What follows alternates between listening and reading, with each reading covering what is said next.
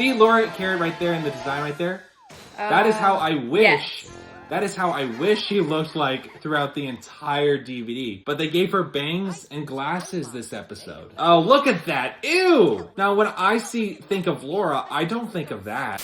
It's kind of interesting that they got a person from Brooklyn Nine-Nine to be a character on VeggieTales. What's happening right here is that Laura is hearing that he wants to tear down the park. And Laura is like, I want to save the park because saving parks is a good thing for me to do as a protagonist in this children's film. Hey, his costume looks like he did in Junior. In Junior Asparagus. In Junior Asparagus? In Jonah. Whoa, that was a big brain fart. His costume looks like how it did in Junior. That's not what I meant to say at all. So Laura, knowing that Junior is a lazy bum, entrusts him with the most important thing for the camera shoot. The actual camera. You're asking for this friendship to be nullified. Okay, so I made a joke, and I can make this joke right now because they're not watching this. But there was at high school, there was this young lady that I knew who had a crush on a guy really bad. So there's a part during this where she's looking very intensely at the clock. Right here, see this? Deborah waiting for Brett to show up for his first date. Boom! Meme! And I'm a meme the lord. camera. I really think that this is partially Laura's fault. This is not his first offense. This is like, you always forget. You should just know that this guy is completely unreliable for anything.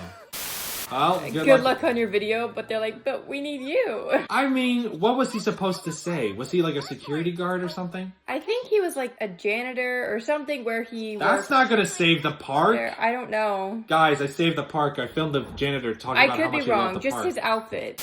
Laura Carrot is Larry the Cucumber's granddaughter, which implies that he got married to somebody who wasn't Petunia again. Oh, that's sad. He should only ever, in every single timeline, be with Petunia. I wanted another, like we had Bob's Vacation. Oh. I want another compilation episode. God made you special type DVD, but instead of Bob's Vacation, it's Larry and Petunia's first date. It could be behind the scenes as they're preparing for Duke and the Great Pie War.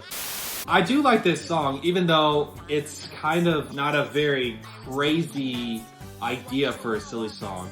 Larry sings a song about puppies, a dog version of Larry the Cucumber.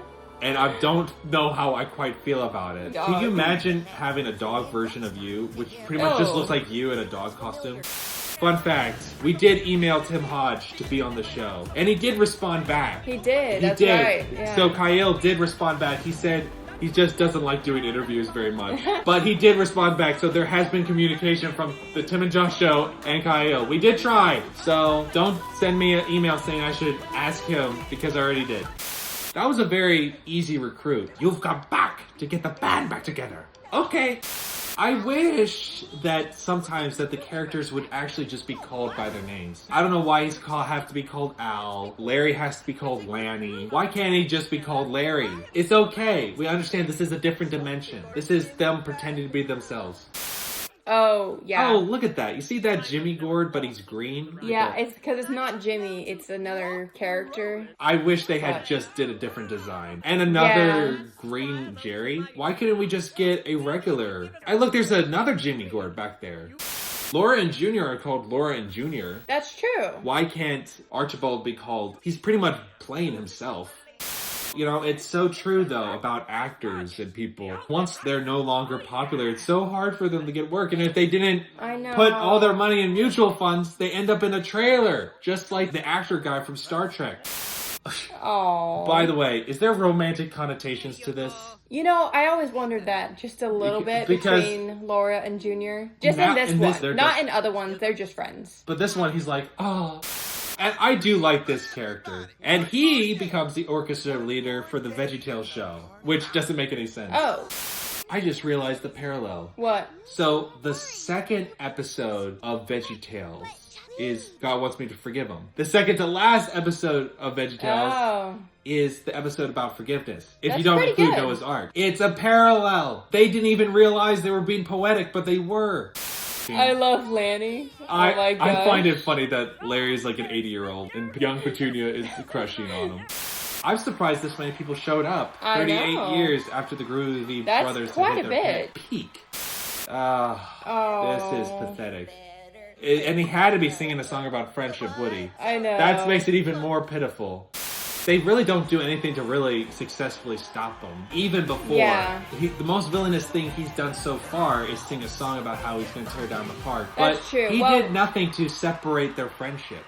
That's the thing about this episode, is that God isn't mentioned very much until right now, because like we gotta put God into this. Yeah, right? It's like, God forgives me. I like that too, though. I wish we could have gotten a little bit more God in this episode. If back in the day, God's name was in the title, and God's being mentioned throughout the whole thing. Go and forgive you. 3, 1, 2, 3. Forgiven. Yep. It's all, conflict has been resolved. We're good. We can all just sing and dance now. And of course, I always thought it was weird how she picked him up. Like, woo! Hey, Junior really isn't in Beauty and the Beat, is he? Is this his last speaking role in a standard VeggieTales? Maybe. But who's gonna come back and watch him again? This is like a reunion concert, so that's true. It's hard to justify coming every Saturday night to sing a 70s songs. You're almost kind of living in the past at that point. I do appreciate that they stopped having the voice for QWERTY. I feel like 8 million bits.